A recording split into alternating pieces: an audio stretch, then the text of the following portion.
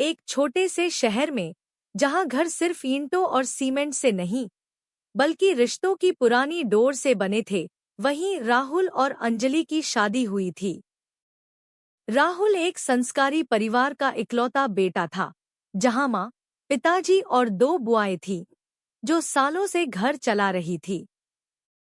अंजलि शहर से आई थी, जहां उसने अपनी छोटी सी दुनिया में आजादी और प्रेम का अनुभव किया था। शादी के बाद अंजलि ने इस नए घर को अपना बनाने की पूरी कोशिश की। उसने सासू माँ के पैर छुए, पिताजी का आशीर्वाद लिया और बुआओं के लिए उपहार लाई। पर धीरे धीरे उसे महसूस हुआ कि यह घर जितना बाहर से शांत दिखता था, अंदर से उतना ही जटिल था। घर के नियम अजीब थे। अंजलि को सुबह सबसे पहले उठना होता था, चाहे वह बीमार ही क्यों न हो। उसे हर काम के लिए बुआओं से पूछना पड़ता था, भले ही वह अपने कपड़े ही क्यों न धो रही हो। अगर उसने अपनी पसंद का खाना बनाया, तो बुआएं मुंह बना लेती थी, हमारे घर में ऐसा नहीं बनता। राहुल की माँ, जो स्वभाव से सीधी थी, बुआओं की बातों में आ जाती थी, और पिताजी इन सब मामलों से दूर रहते थे। अंजलि ने कई बार राहुल से बात करने की कोशिश की। वह उसे बताती कि कैसे उसे हर छोटी बात पर टोका जाता है, कैसे उसे अपने मन का कुछ करने नहीं दिया जाता। राहुल सुनता तो था, पर उसकी आंखों में अक्सर एक अनदेखी होती थी। वह कहता, अंजलि, ये सब पुराने लोग हैं, इन्हें समझने में वक्त लगेगा, तुम बस थोड़ी और एडजस्ट करो। वह अंजलि की उदासी देखता, पर अपने परिवार के खिलाफ कुछ बोलने की हिम्मत नहीं जुटा पाता था। उसे लगता था कि घर में शांति बनाए रखना ही उसकी सबसे बड़ी जिम्मेदारी है, भले ही इसके लिए अंजलि को मौन रहना पड़े। समय बीतता गया और अंजलि की हंसी कम होती गई। उसका कमरा ही उसकी दुनिया बन गया था। वह अपनी पुरानी डायरी में अपने दुख लिखती और कभी-कभी चोरी छिपे अपने परिवार को फोन करके रोती थी।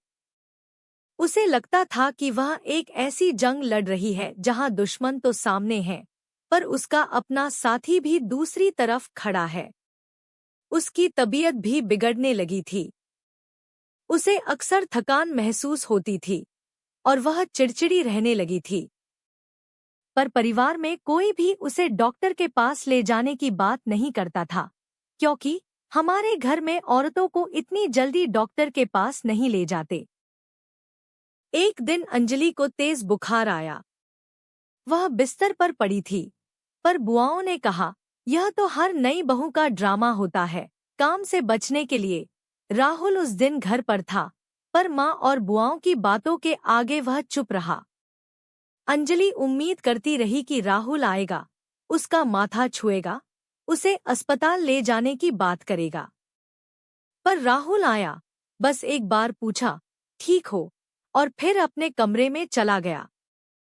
उस रात अंजलि को नींद नहीं आई। उसे लगा जैसे उसकी सांस घुट रही है। उसने अपनी डायरी उठाई और आखिरी बार लिखा, मैंने कोशिश की राहुल, बहुत कोशिश की, पर तुमने मुझे कभी समझा ही नहीं। जब तुम अपनों के बीच खड़े थे, तो मैंने तुम्हें अकेले पाया।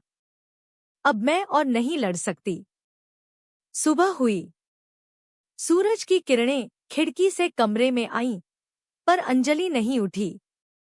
राहुल जब उसे उठाने आया, तो उसने देखा कि अंजलि शांत पड़ी थी, उसकी सांसें रुक चुकी थीं।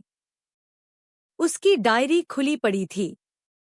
घर में कोहराम मच गया। डॉक्टर को बुलाया गया, पर बहुत देर हो चुकी थी। जब राहुल ने अंजलि की डायरी पढ़ी, तो उसके हाथ कांप गए। उसने एक एक शब्द पढ़ा, अंजलि की हर शिकायत, उसकी हर उम्मीद, उसका हर दर्द। उसे याद आया जब अंजलि ने उसे पहली बार बताया था कि उसे बुआओं की बातें बुरी लगती हैं, और उसने कैसे उसे अनसुना कर दिया था। उसे याद आया जब अंजलि ने कहा था कि उसे घुटन महसूस होती है, और उसने कैसे उसे एडजस्ट करने की सलाह दी थी। राहुल की आंखें नम हो गईं। उसे महसूस हुआ कि उसने क्या खो दिया है। उसने अपनी पत्नी का साथ नहीं दिया, उसे अकेला छोड़ दिया। घर में भी शोक का माहौल था, पर राहुल के दिल में एक अलग ही तूफान था। उसने अपने परिवार की तरफ देखा। माँ और बुआएं भी चुप थीं। उन्हें शायद पहली बार अपनी कठोरता का एहसास हुआ था। अंजलि के जाने के बाद घर में एक अजीब सा खालीपन आ गया। वह हंसी, वह आवाज, वह छोटी मोटी चीजों पर उसकी जिद, सब कुछ गायब हो गया था। राहुल को हर कोने में अंजलि की याद आती थी। उसे एहसास हुआ कि उसने सिर्फ एक पत्नी नहीं खोई थी, बल्कि एक ऐसा इंसान खोया था जिसने उसे बिना शर्त प्यार किया था और जिसके लिए उसने कभी स्टैंड नहीं लिया। राहुल ने अपनी माँ और बुआओं से बात की। उसने उन्हें बताया कि कैसे अंजलि ने अकेले ही सब कुछ सहा और वे सब कैसे अंधेरे में थे। पहली बार बुआओं ने राहुल की बात सुनी और उनकी आंखों में पश्चाताप था। राहुल ने अंजलि की डायरी को अपने पास संभाल कर रखा। वह हर रात उसे पढ़ता और अंजलि से माफी मांगता।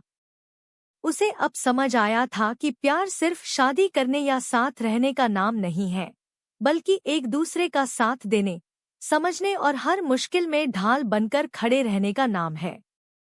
अंजलि ने उसे एक बहुत बड़ा सबक सिखाया था, एक ऐसा सबक जिसकी कीमत उसने बहुत ज्यादा चुकाई थी। ये कहानी सिर्फ राहुल और अंजलि की नहीं, बल्कि हर उस रिश्ते की है जहां प्यार को आवाज नहीं मिलती और समझदारी को अहमियत नहीं दी जाती।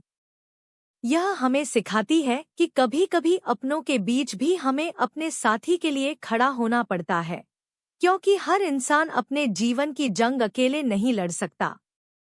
अंजलि का मौन राहुल के लिए एक ऐसा सबक बन गया जिसकी कीमत उसने अपनी पूरी जिंदगी के सुकून से चुकाई। अगर इस कहानी ने आपके दिल को छुआ है और आपको भी रिश्तों में संवाद और समझदारी की अहमियत का एहसास कराया है, तो इस वीडियो को लाइक जरूर करें। अपने सभी दोस्तों और परिवार के साथ शेयर करें, खासकर उन लोगों के साथ जिन्हें यह कहानी सुनने की जरूरत है। और ऐसी ही दिल को छू लेने वाली, गहरी और सबक सिखाने वाली कहानियों के लिए हमारे चैनल को सब्सक्राइब करना न भूलें।